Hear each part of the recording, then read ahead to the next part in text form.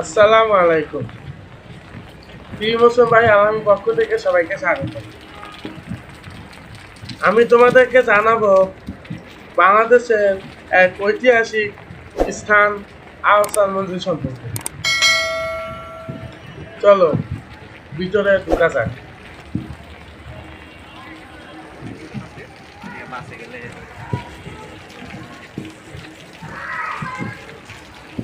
এটি আহসান মঞ্জিল ঢাকা ইসলামপুরে বুড়িগঙ্গা নদীর পাশে অবস্থিত। এটি নবাবদের বাড়ি ছিল।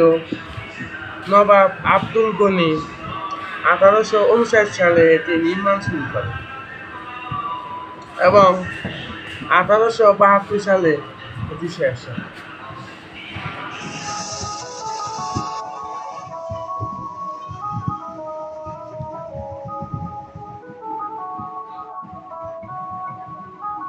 আমরা ভিতরে ভিডিওগুলো দেখি দেখি কি আছে।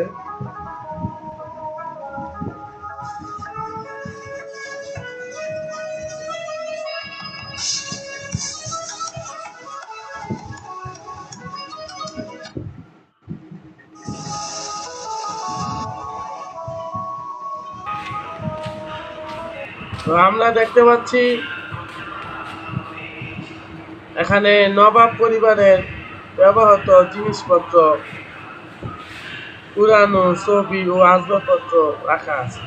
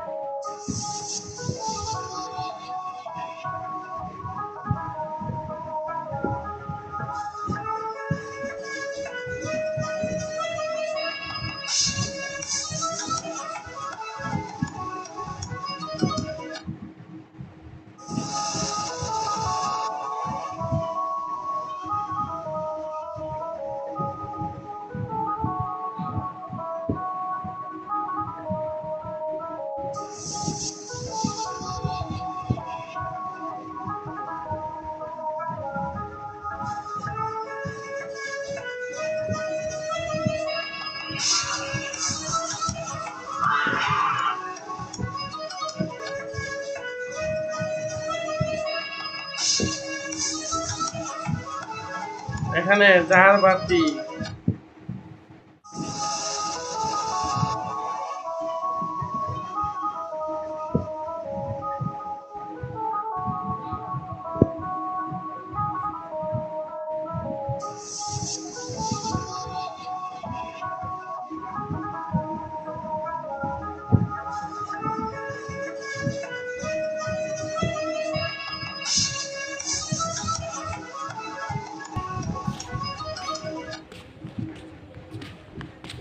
বিভিন্ন ধরনের নবাবদের পরিবারের ছবি আছে।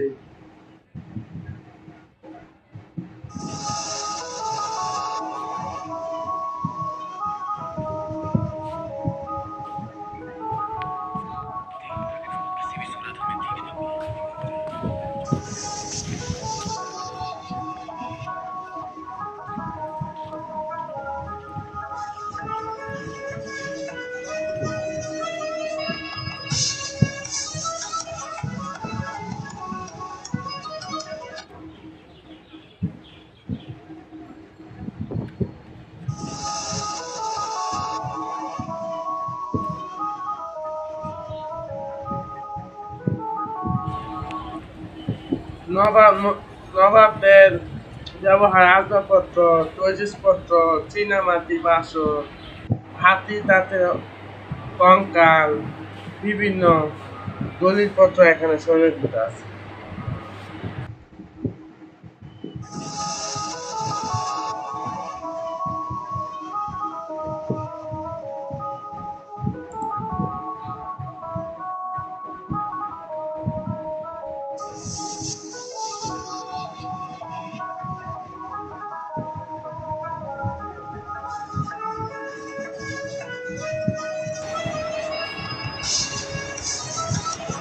জাদুঘরে মোট 4077টি নিদর্শন সংরক্ষিত রয়েছে।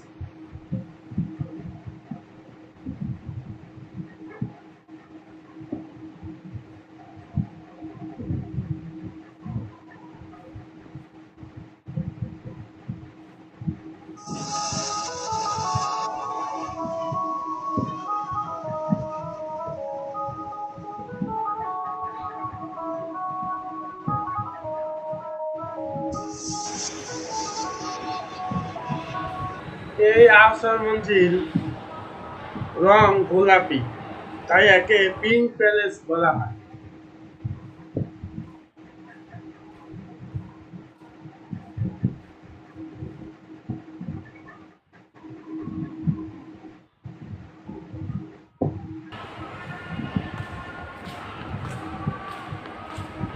আহসান মঞ্জিলের ইতিহাস অনেক পুরনো। এটি প্রথম নির্মাণ করেছিলেন জমিদার শেখ এনায়েতুল্লাহ। পরবর্তীতে নবাব খাজা আলিমুল্লাহ এটি কিনে নেন।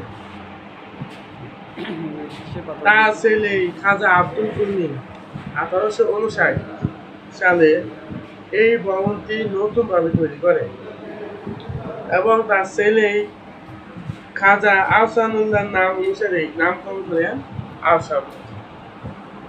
ওইখান থেকেই আসে যে আহসান মঞ্জিল নামে এটি পরিচিত।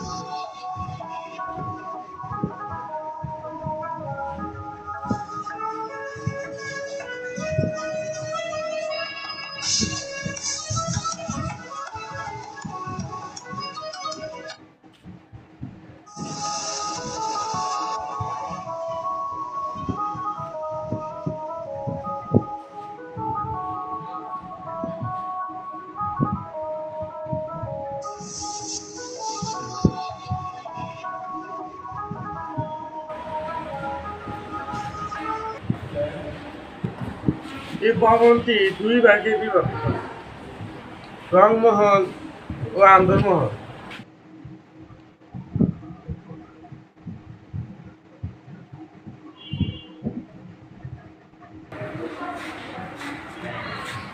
রংমহল হল পূর্ব অংশ।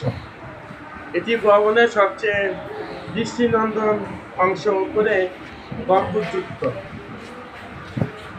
এখানে ছিল নবাবদের দরবার হল ও রুম, রাজসভা আসন। আন্দরমহল হলো পশ্চিম অংশে, যে এখানে ছিল তার নবাব পরিবার ও মহিলা সদস্যদের আবাসিক কক্ষ, যা রান্নাঘর, শয়নকক্ষ, লাইব্রেরি ইত্যাদি ছিল এই অংশে।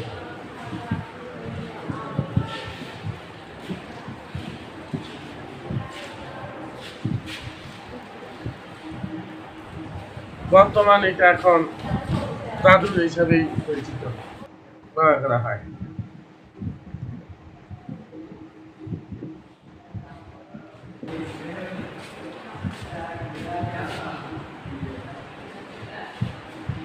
নবাবদের ব্যবহার যে আসবাবপত্রগুলা, পালং, চেয়ার, টেবিল, আলমারি শত বছরের পুরনো।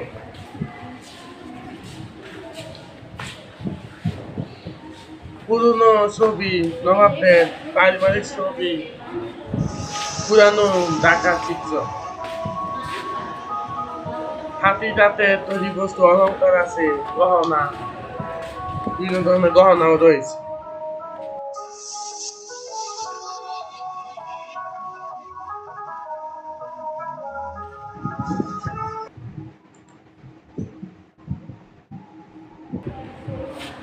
রাজনৈতিক ইংরেজদের আমলেও এখানে কাগজপত্র রয়েছে আসামে।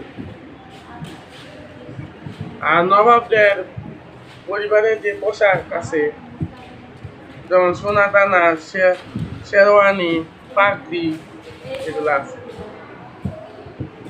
আর বিশেষ করে ইউরোপ থেকে আনা ঝাড়বাতি ও আয়না আনা হয়েছে।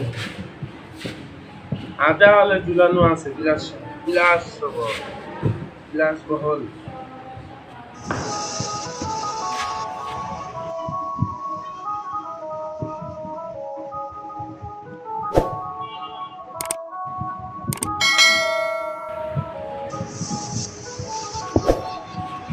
প্রতিদিন দেশ বিদেশে বহু মানুষ এখানে ঘুরতে আসে।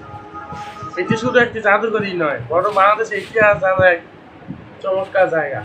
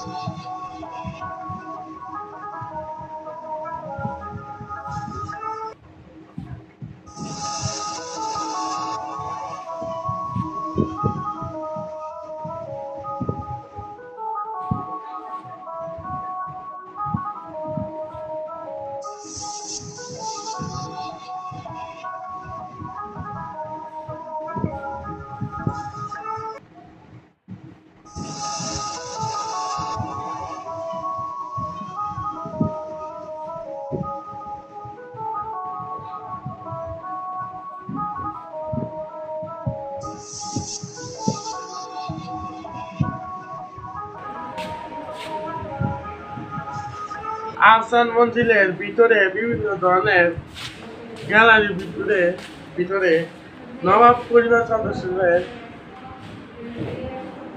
ছবিগুলো দেওয়া আছে। যেমন নবাব খাজা আব্দুল গনি, নবাব খাজা আহসানুল্লাহ, নবাব খাজা সলিমুল্লাহ, নবাব খাজা হাবিবুল্লাহ, স্যার খাজা নাজিমুদ্দিন, নবাব খাজা মোহাম্মদ ইউসুফ জান। এছাড়াও আরো অনেকেই নবাব পরিবার এখানে ছবি দেওয়া আছে।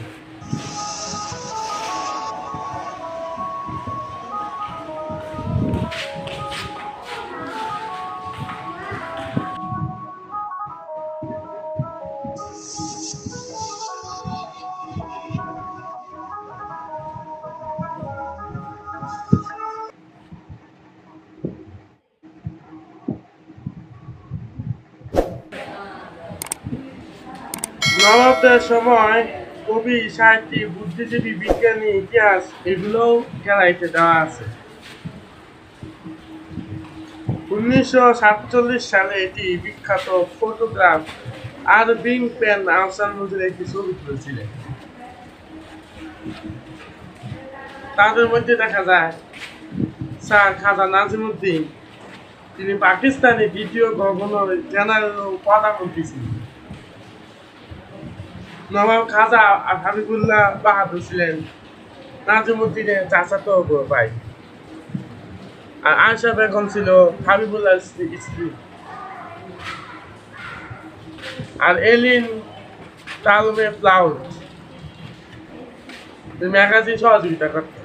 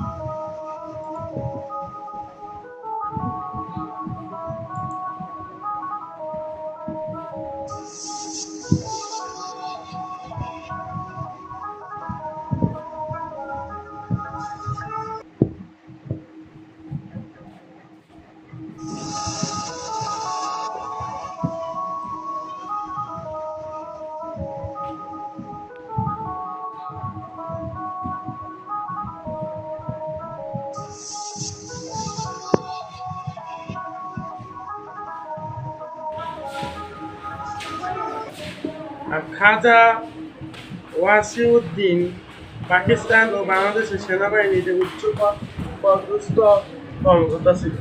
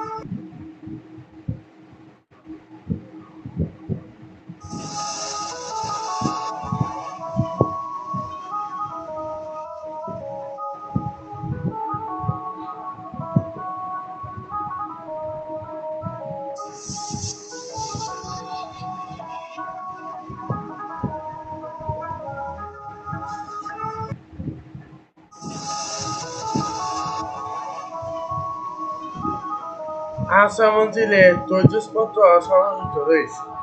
এখানে চীনামাটির মধ্যে যেমন থালা, বাটি, কাপ, শসা, চা পাত্র, জগ, ফল পাত্র ইত্যাদি এখানে রয়েছে। এগুলো বিভিন্ন দেশের তৈরি, যেমন ইংল্যান্ড, ফ্রান্স, চীন, ভারত থেকেও আনা হয়েছে। শুকনো নকশা, সোনালী রঙের প্রান্ত, ফুলের অলঙ্কার দেখা যায়।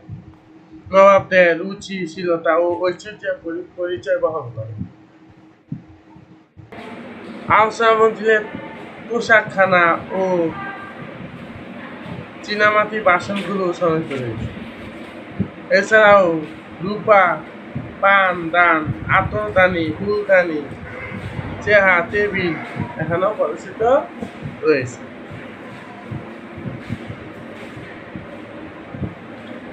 আহসান মঞ্জিলে এটা আগেও বলেছি যে 23টি কক্ষের মোট 4037টি নিদর্শন রয়েছে, যার মধ্যে 9টি কক্ষই নবাবী আমলের মতো করেই সাজানো হয়েছে।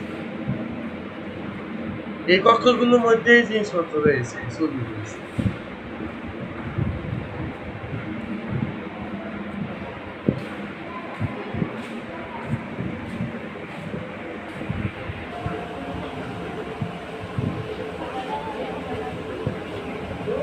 আপনি যদি আহসান